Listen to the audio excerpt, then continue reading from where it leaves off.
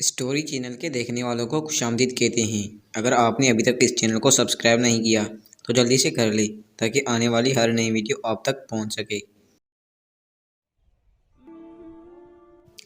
ثنا کی عمر مشکل سے 16 سال تھی کہ اس کے والد کی موت ہو گئی۔ ماں کو جگر کا عارضہ تھا۔ چھوٹا بھائی 7ویں جماعت میں پڑھ رہا تھا۔ باپ کی وفات کے بعد گھر کا خرچہ مشکل ہو رہا تھا۔ ثنا نے سوچا کہ کہیں نوکری کی جائے، سو نوکری کی تلاش میں نکل پڑی۔ میٹرک پاس تھی، نوکری کون دیتا؟ وہ بیچاری بے شمار دفاتر کے کھاگ چانتی رہی، بلا آخر وہ ایک دفتر میں پہنچی۔ وہاں استقبالیہ پر بیٹھ گئی۔ ماڈرن خاتون نے ثنا کو کہا کہ ہمیں ایک لیڈی سیکریٹری کی ضرورت ہے، باس میٹنگ میں ہے، فارغ ہو تو مل لو۔ ثنا کو تھوڑا حوصلہ ہوا اور بیٹھ کر انتظار کرنے لگی۔ ثنا کی انتظار کی گھڑیاں ختم ہوئی۔ باس کی میٹنگ اختتام پذیر ہوئی۔ باس نے اندر بلایا۔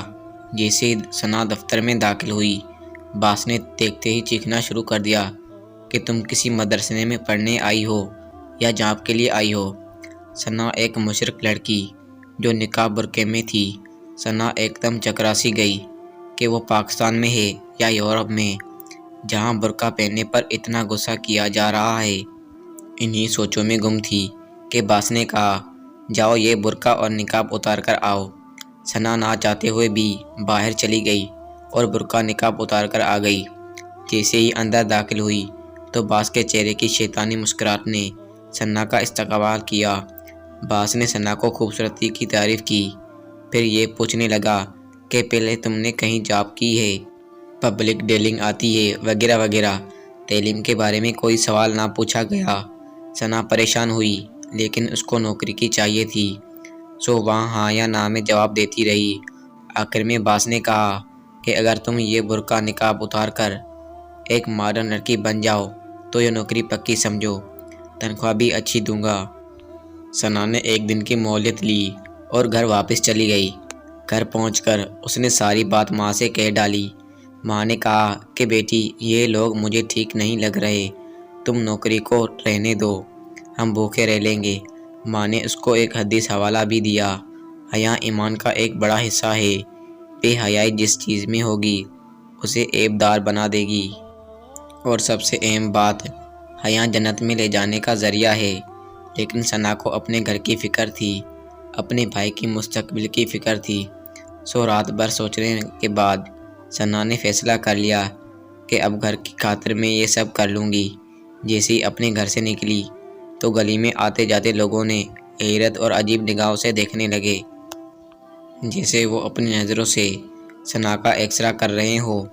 خدا خدا کر کے گاڑی آئی تو ثنا سوار ہو کر اپنے دفتر کی طرف روانہ ہو گئی۔ دفتر پہنچی تو سارے لوگ حیران ہوئے، یہ وہی ثنا ہے جو کل ریڈی سہی ہوئی، ایک مشرق لڑکی تھی، ہر آدمی تعریف کیے جا رہا تھا۔ صاحب کی آمد ہوئی تو انہوں نے بھی رسمی کلمات ادا کیے اور پرائیویٹ سیکریٹری کے کام سمجھانے لگے۔ ثنا نے سر ہلا کر جی سر کہا اور اپنی سیٹ پر جا کر بیٹھ گئی۔ اس کے بعد دفتر میں بے شمار لوگوں کا آنا ہوا۔ ان میں کچھ ایسے بھی تھے جو ثنا کو اپنی ہوس زدہ نظروں سے دیکھتے رہے۔ صبح سے لے کر دن بھر لوگوں نے من ہی من میں ثنا کو اپنی ہوس کا نشانہ بنا دیا۔ یہ سارا کچھ ثنا دیکھ بھی رہی تھی اور محسوس بھی کر رہی تھی۔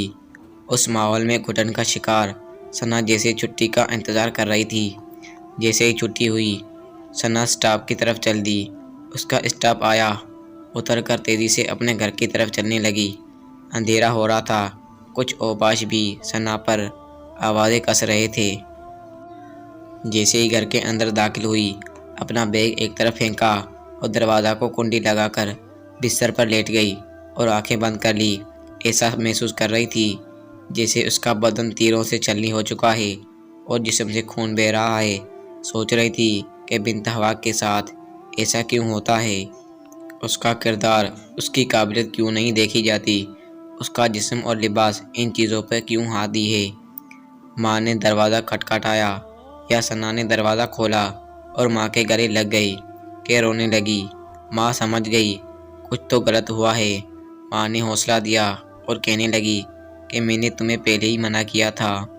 ثنا چپ ہوئی اور فیصلہ کیا کہ آج کے بعد نوکری کے لیے باہر نہیں جائے گی۔ اس کے بعد ثنا نے گھر میں محلے کے بچوں کو ٹیوشن پڑھانا شروع کر دیا اور گھر کا خرچہ چلانے لگی۔ یہ تو ایک ثنا کی کہانی تھی۔ اس ملک میں ہزاروں ثنا روز ہی حوث کا شکار ہوتی ہے۔ ہم لوگ کیوں ان کی مجبوری سے فائدہ اٹھاتے ہیں؟ میری آدم کی بیٹیوں سے اتنی سی گزارش ہے کہ ہوا کی بیٹی پر یہ ظلم نہ کریں۔ آپ کے گھر میں بھی ہوا کی بیٹی ہیں۔